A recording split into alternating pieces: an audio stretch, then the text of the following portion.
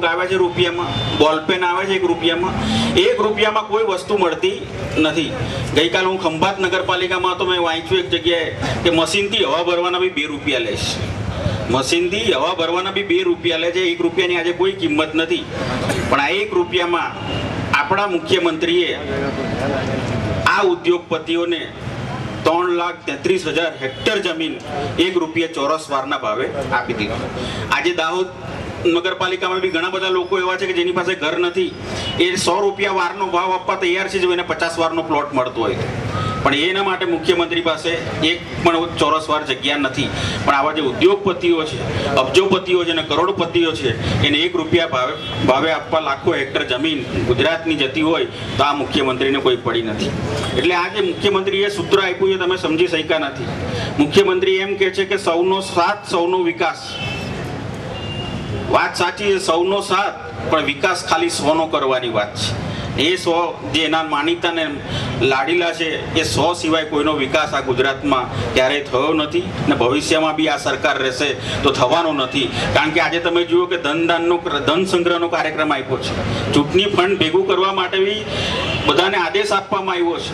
પુરવઠા મામલતદારને બી ટાર્ગેટ કે આટલા લાખ રૂપિયા તમારે ભેગા કરી આપવાના. ચીફ ઓફિસરને બી ટાર્ગેટ આટલા તમારે ભેગા કરી આપવાના. તો આ બધા પગારમાંથી આપવાના.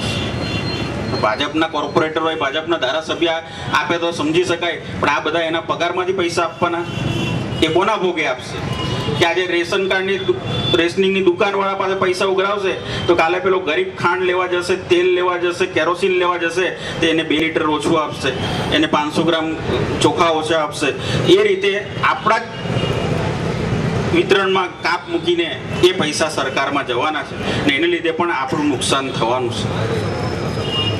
એટલે આ જે જાહેરાતો થઈ સદભાવનામાં દાહોદ જિલ્લાને 1500 કરોડ રૂપિયા આપવાની વાત કરેલી, આજે હજી સુધી 1 પણ રૂપિયો આ દાહોદ જિલ્લામાં પહોંચ્યો નથી.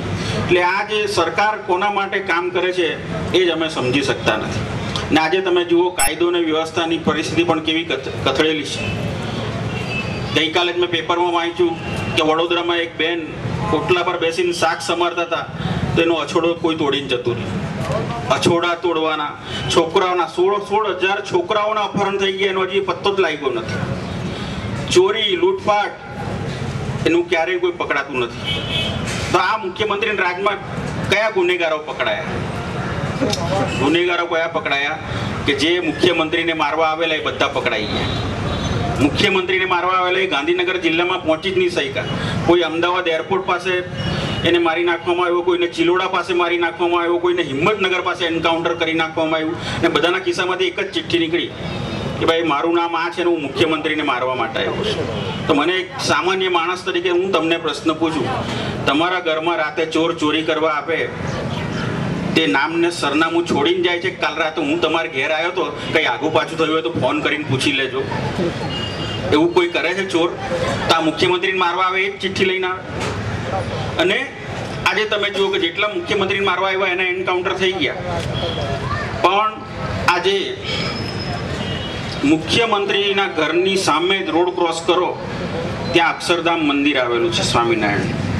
એ અક્ષરધામ મંદિરમાં આતંકવાદી ઘૂસ્યા ને 30 જેટલા હિન્દુઓની હત્યા થઈ. તો એ આતંકવાદી મુખ્યમંત્રીના ઘરની સામે આવીને ઘૂસી ગયા. ત્યાં કે એ લોકો કેમ ના પકડાયા?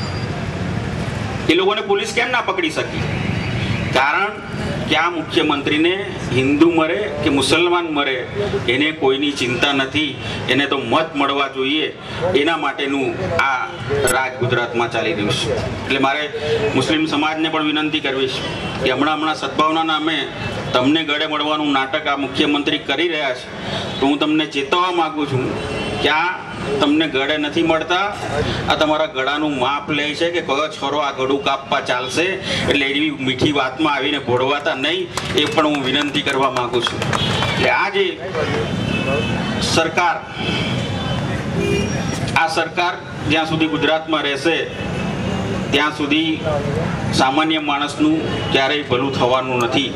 અને આ વાત અમે લોકો સુધી પહોંચાડવા માટે આજે જનસંપર્ક યાત્રા લઈને તમારા સુધી આવ્યા છે.